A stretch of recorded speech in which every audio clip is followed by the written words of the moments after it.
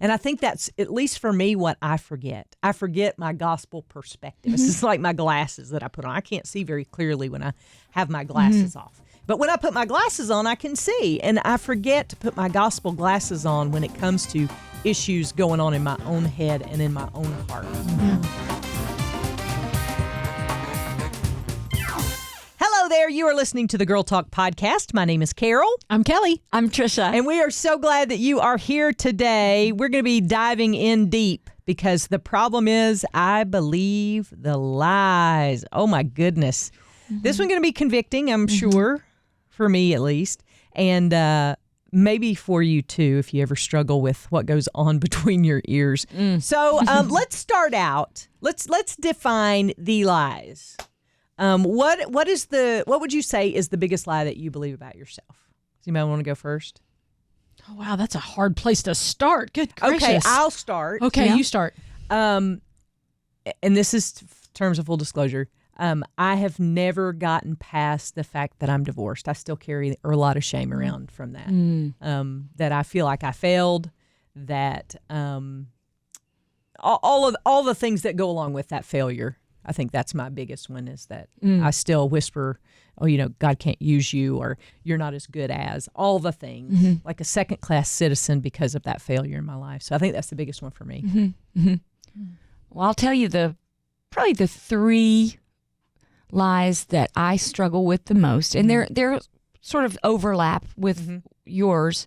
Not necessarily divorce, but the failure part of it. I was going to say that these are lies you believe about me. No. Yeah. Okay. But the failure part of it, right? Because it goes beyond circumstances. The biggest lie that I believe that I fight, that I have fought my whole life, is that not good enough. You are not good enough. You're never going to be good enough.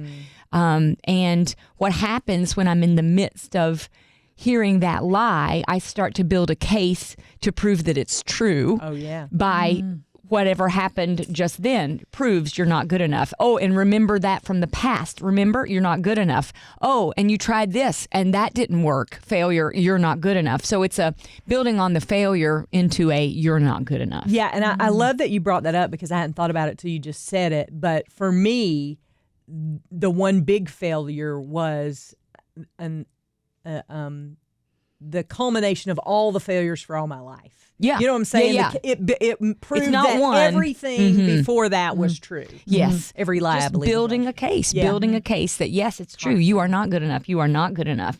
Don't forget this thing that happened. That's right. And the other one probably is that no one really likes you. And that's a painful one. And I mean, I know it's the devil. Yeah. But it is still so hard once you start to go down that road. Sure, it's debilitating. Yeah. Okay. I think for me, probably that your weight will always define you. Ooh. Yeah, that could be mine too. Yeah, that your weight, I've been on that weight yo-yo for my entire life. In fact, I was just talking about this yesterday with somebody about there was this one little moment, it's like 3 years in a row where I didn't struggle with my weight. I was at a healthy weight. And that was 3 years of the 47 years I've been alive. Yeah. Yeah. And in that 3 years, I graduated from high school and I met my now husband. And so the lie I will always tell myself is that he wants me to be the way I was when I met him, because that was, 80 pounds. Yeah. Lighter. So your weight is defined to your worth. That's right. Yes. My worth is defined by The number on the scale. Number on the scale. Yeah. I mean, and it's a lot. I have made this joke for years only because it's true, but I said anytime you go back and watch older episodes of the Girl Talk podcast, you never know which Carol you're going to get because you've seen the obese Carol, you've seen the Carol in process, you've seen the thinner Carol, then you see the big Carol again. I mean, and so I totally relate to that. And the thing about that is that doesn't define who Carol is. Right. Exactly. 100%. But as you mentioned that, I automatically went back to a situation also attached to my divorce that somebody said when I separated from my husband. Somebody said, did he leave you because of your weight? And I never have obviously forgotten that. I still can be. And I think that for me has bled over into, because people will say, do you ever want a relationship? Do you ever think you'll meet somebody? And I say no, because I think because of that, I never felt like I would ever be beautiful again, or Yeah. maybe never was, right? Mm-hmm. Because of that one statement of, wow, okay, so there's something wrong. And I think at the heart of all of this, it strikes at there is something wrong with me. And the truth of the matter is there is. You know, 100%. I've been reading Louis Giglio's book. I highly recommend this book if you struggle with your thought life, because he headbutts the I am not blank, whatever. The title of the book is I Am Not, But I Know I Am. And he talks about the name of God, I Am.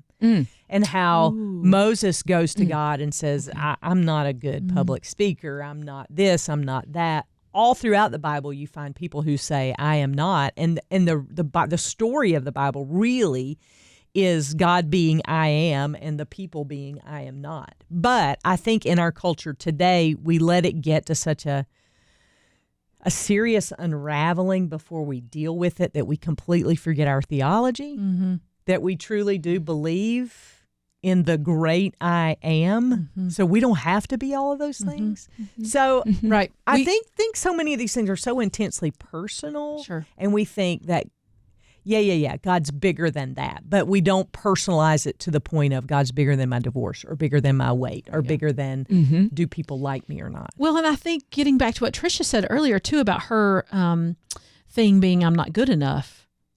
Yes. We are not good enough. And that's what we try to be. We try to think I, in and of myself, am good enough. I am good enough to be everything that my family needs. I'm good enough to be everything that my employer needs. I'm good enough to be everything my friends need.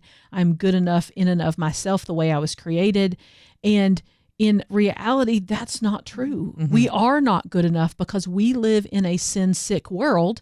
Sure. And Jesus is the only one who is good enough. Yeah, J.D. Greear made this statement. I shared this with Tricia earlier on today. He said, if dependence is the goal, so if dependence on God is the goal, then weakness is an advantage. Wow. But our culture, that's powerful. Right? It's a totally different perspective. Right. Yeah. If dependence is the goal, then weakness is an advantage. But our culture does not celebrate weakness. Our culture tells us that you got to be strong, that you got to make your way, that you got to look out for number one, that you got to do all the things. And when we talk about gospel-centered living, it really is turning everything of our culture upside down and looking at it in a different way and considering it in a different perspective. And I think that's, at least for me, what I forget. I forget my gospel perspective. It's just like my glasses that I put on. I can't see very clearly when I have my glasses off. But when I put my glasses on, I can see. And I forget to put my gospel glasses on when it comes to issues going on in my own head and in my own heart. I forget to put my glasses on. Right. And there's such a danger, too, when we start to see ourselves as being good enough and being and having no weaknesses. Yeah. You know, if we really are, if we view ourselves as perfect, if we view ourselves as good enough, then all of a sudden we've replaced God with ourselves. Yeah. Yeah. And that becomes a pride issue and, you know, an idol issue. But I think there's another part of this that I do want to explore. And you're absolutely right. I think the heart of almost everything is pride. Even insecurity is pride. Yeah. And so then the key is humility and understanding the goodness of the great I am of God and Jesus. But one thing, I don't think God wants us to walk around being tortured by those lies. And yeah, I mean, the answer is, okay, I'm not good enough. But should I hide in my cubicle and cry because something happened that made me feel so bad and reminded me that I am not good enough? No, I don't think so. So I think there's a balance between understanding that God is the only one who is good enough and living in such a way that we're not tortured by lies. And I think one of the ways of digging into that is understanding where I'm finding my worth, what's defining me. Y'all mentioned weight. I've had that too. That defined me for a long time. For me, it would be like an accomplishment that I did or didn't get. I was letting that define me. What is beautiful? We've talked about what is beautiful, what is worth. I think when we have these lies that we believe, if we dig down in to try to figure out what's the faulty, disordered thinking that I'm struggling with? And I'm defining myself by something. Mm-hmm. But I don't think, I don't want to walk around crying because the lies are just choking the life out of me that I'm not good enough. Mm-hmm. Mm-hmm. Yeah, because that's a place I feel like we all get to often in our lives, that we have those moments where we are paralyzed by the enemy standing on our shoulders, whispering those lies into our ears. And he knows us. Yeah.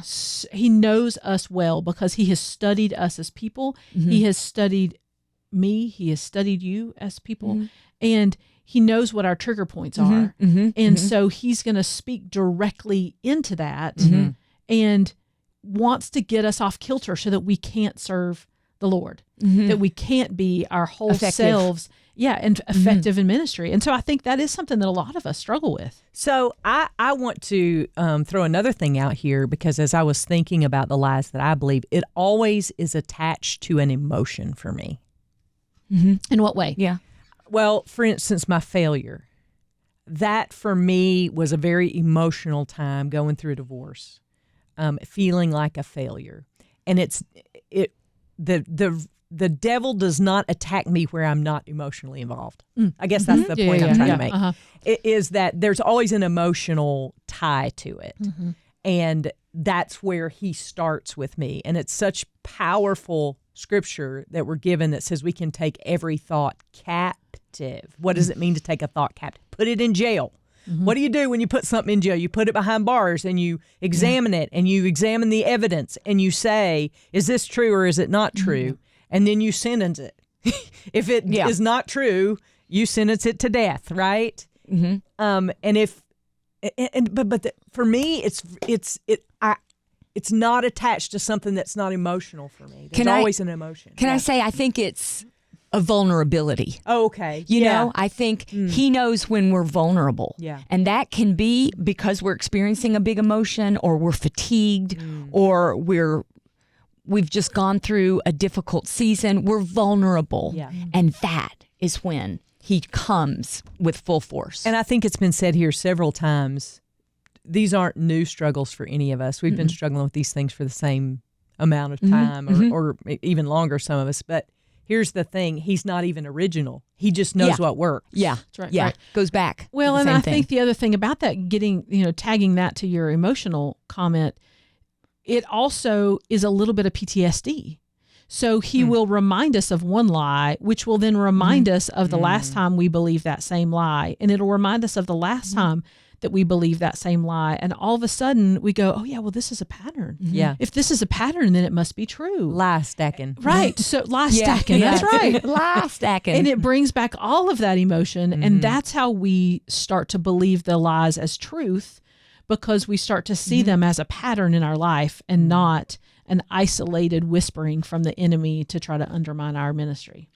I will be honest with you about what has happened to me. And you guys know, I've shared with you some of the times where I feel like the enemy has attacked me with lies and won some of the times.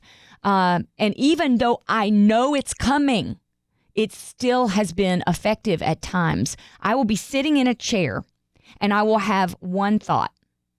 And the thought can be something that happened, a true situation. But then the enemy will take the one bit of truth and he'll turn it around and go, that's because of something. Yeah. And that might be, let's say somebody was, somebody said something good about someone else, which was true. This person did a great job at this. And then the enemy will go, did you hear that? They did a good job and you didn't.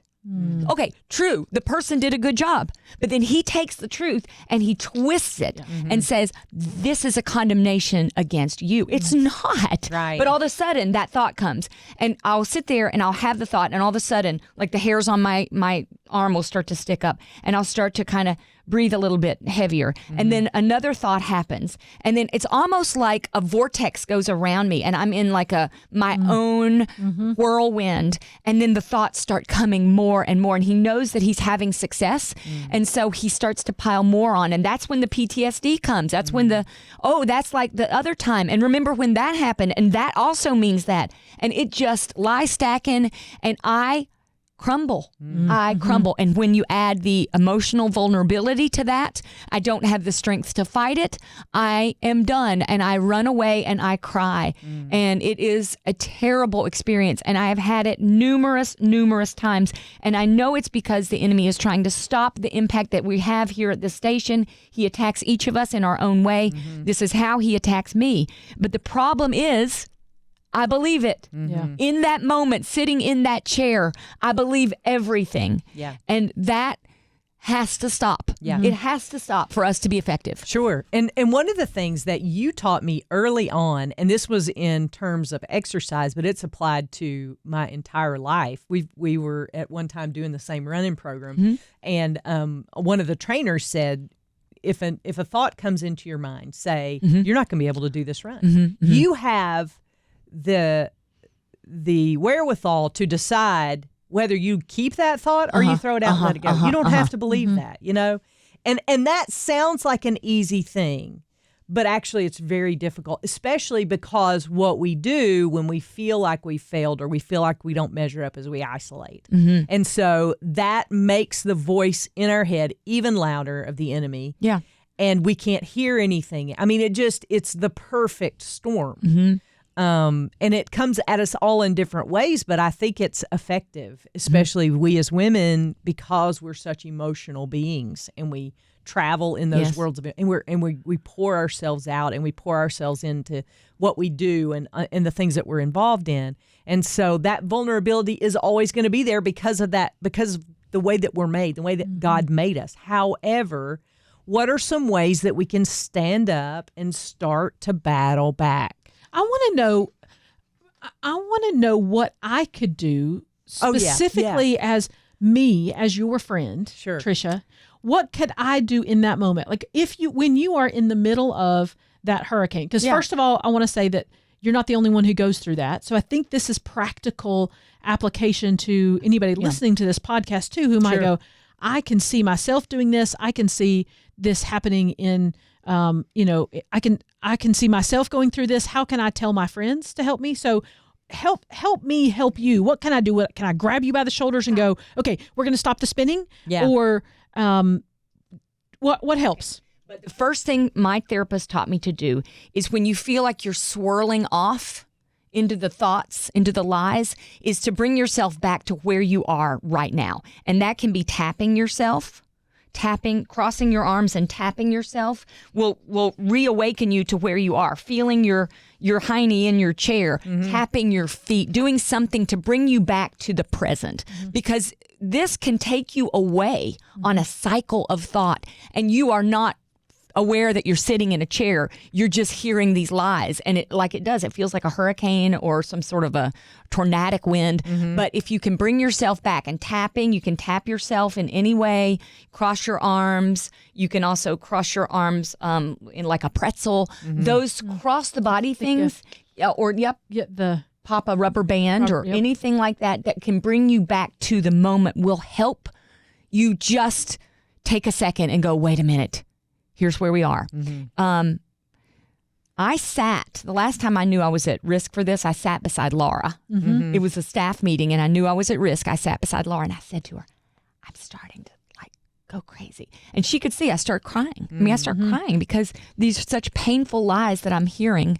And she kind of would talk to me or give me a thumbs up or something to just remind me that she is there. Right. And that did help in a sense because I was aware and I shared it with someone else. So sharing it with someone is a big key. Allowing them in. It's embarrassing. But allowing someone in can start to provide that support. I don't know that there's anything anyone could actually say to stop the lies other than reminding in that moment, take the thought captive, like you said. These are lies. You don't have to believe that lie. What if we came up with a code word? Yeah. That maybe no one else knows. Yeah. But we know between us, and there's a girl in my small group, and she and I have a code word.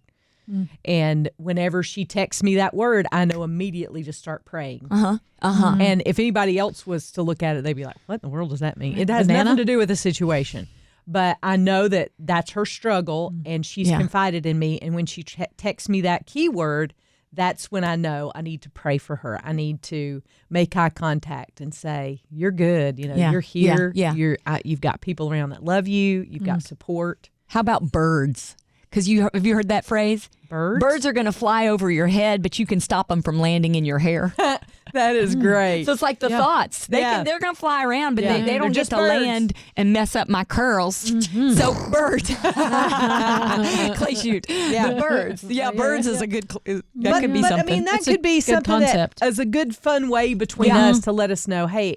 Because I think the hardest thing for me to do, and I don't know about you, but the hardest thing for me to do is ask for help. Yeah. Because when I went through my divorce, I pulled myself up by my bootstraps, and I'm going to make it. I'm going to do this by myself, and I'm going to show the world, and yada, yada, yada. And that got me into a very dangerous place, and I had a hard time, still do to this day, have a hard time asking for help. And so sometimes things like that can help me bridge the gap in between who I am and what I know I'm capable of if I isolate, and who you are and what I think you can do by extending your hand, but just a code word to kind of let each other know, hey, I'm struggling and I could use some extra prayer. I could use some extra support. I could use a bag of nachos.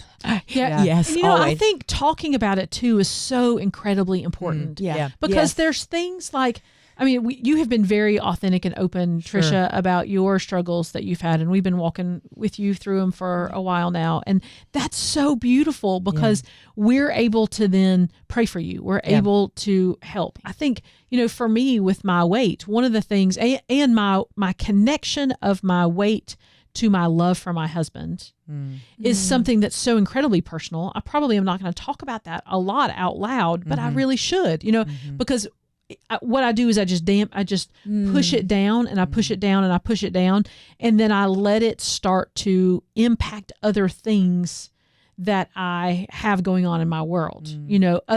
Other things become lies. I listen to other things that are lies, and not talking about that just makes it worse. And so I think talking about those kinds of things out loud, whatever it is that we're struggling with, whatever lie it is that we're believing, can help us heal from the lies that we've been telling ourselves. Because you're dragging it out of the dark and bringing it into the light. Letting the light of truth shine on it. And the only good thing that grows in the dark are mushrooms, portobellos. It's the only one. Because everything else needs to be seen in the light of day. Absolutely. And when you talk about those things, you know that there's somebody who loves you on the other end to say, you're beautiful. That's not just the way you are. It's because you're beautiful. Well, thank you. That's I think truth is so important for us to tell ourselves. It's really important for us to tell ourselves truth and to tell ourselves God's truth and replace those lies, whatever they are, with the truth of God's word. And one of the best ways of doing that, I'm not just saying it because I work on this station, is listening to the music. Because if you get those sorts of songs that have God's truth in them, it can help in those moments. I have binge listened to Hey Girl from Ann Wilson and Who I Am from Ben Fuller, because they are so true. And you add a little melody to it and you remember it, even in the moments of pain. And that you can sing it on the treadmill too. That's you're not feeling like who you are is good enough. Those moments, grocery store. I've done all those things. So how do we take a step forward? I think my final question, and this is maybe one more for reflection than it is for answering, but you feel free to answer it if you want to. I was asking myself, what would look different in my life if I started to believe the truth in these specific areas that I've identified? And you know what my answer was? I'll show you. Nearly everything. Yeah. Yes. Yes. Nearly everything would change if I would just believe the truth. Like, that's a powerful statement because it is convicting to me. Because it says I've given the enemy way too many places to hang on to me. Yes. I think about, when you go whitewater rafting, there's those little handles on the side, and man, you cling to those with everything you got because you don't want to be out in Class 5 rapids without something to keep you afloat, right? I think about that. That's the way the devil hangs on to me, and I've given him the handles and made him quite comfortable so he can stick around in those places. And so when I think about what would look different in my life if I just made it a priority to believe the truth, and it would change nearly everything in my life. The freedom to be whole. Freedom to be whole. Oh, gosh, yes. I think my relationships would change. Oh, yeah. Because then I wouldn't bring all this junk to interactions with other people because I would have peace. Yeah. Yeah, I think my relationships would change, and my fears would change. Dissipate. Yes, my fears would dissipate. Yeah. They don't have any power over you when you know who you are in Jesus. Yeah, because we can take one little tiny lie and blow it up into the world's going to end kind of lies. Yeah. And my fears would never go there. Yeah. Good stuff to think about. Good stuff to talk about. You do not have to suffer in silence any longer. You're welcome to get in touch with us. You can always email girltalk@thelightfm.org. We want you to live that abundant life that God has promised for you and already paid for you. You just have to start to believe the truth. What would it change for you? Would it change everything? We'd love the opportunity to pray for you. So get in touch. You can get in touch on the Facebook page, on the Girlfriends of the Girl Talk podcast page. You can email us, girltalk@thelightfm.org. We would love to hear from you, your thoughts, the ways that you battle back with the truth. You have a choice. Don't let your emotions rule. Believe the truth. That is our prayer for you today. And we'll see you next time we gather around these microphones for the next Girl Talk podcast.